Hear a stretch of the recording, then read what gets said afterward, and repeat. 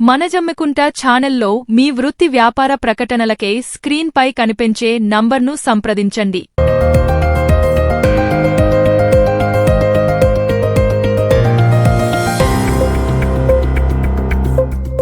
మనజమ్మికుంట మన local news కు స్వాగతం. తాజా వార్తల కోసం ఈ ఛానల్ను సబ్స్క్రైబ్ చేసుకుని బెల్ ఐకాన్ నొక్కండి.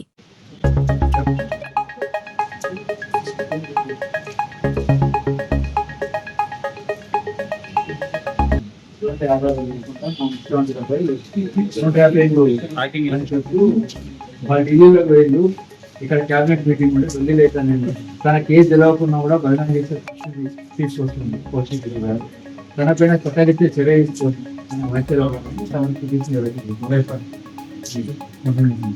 నాయకులు తెలంగాణ రాష్ట్ర ముఖ్యమంత్రి రేవంత్ రెడ్డి గారిపై అలాగే రాష్ట్ర మంత్రులపై అనుచిత వ్యాఖ్యలు చేసిన కౌశిక్ దిష్టిబొమ్మ దగ్ధం చేయడం జరిగింది. అలాగే తనిపైన కేసు నమోదు చేయాలని ఇలా జమ్మికుంట పట్టణ కాంగ్రెస్ అధ్యక్షుడు శుంకర్ రమేష్ గారి ఆధ్వర్యంలో సిఐ గారికి పిటిషన్ కూడా ఇవ్వడం జరిగింది. మరి రాష్ట్రంలో ఎక్కడ లేని విధంగా ఈ కౌశిక్ రెడ్డి పేరు చెప్తేనే గలీజ్ అనే పరిస్థితి తీసుకొస్తున్నాడు. తను చేసిన వ్యాఖ్యలు ఎటువంటి ఆధారాలు లేని ఆరోపణ, కేవలం రాష్ట్ర ముఖ్యమంత్రిని, రాష్ట్ర కాంగ్రెస్ పార్టీని, రాష్ట్ర మంత్రులను బదనాం చేసే కార్యక్రమం పూనుకున్నాడు. మరి మేము మా హుజరాబాద్ నియోజకవర్గం అని బయట ఎక్కడైనా చెప్పుకుంటేనే ఇజ్జత్ పోయే పరిస్థితి ఏర్పడ్డది. మరి కౌశిక్ రెడ్డి గారు, మీరు గౌరవ ఎమ్మెల్యే పదవిలో ఉన్నారు, మీరు మాట్లాడే ముందు ఆచితూచి మాట్లాడాలని సందర్భంగా తెలియజేస్తున్నాం. ఇలాగే అనుచిత వ్యాఖ్యలు చేస్తే కౌశిక్ రెడ్డిని మా హుజరాబాద్ నియోజకవర్గంలో తిరగనివ్వము, రాళ్లతో కొడదామని సందర్భంగా మేము తెలియజేస్తున్నాం. ఖబర్దార్ కౌశిక్ రెడ్డి, ఎనైనా నీ పద్ధతి మానుకో.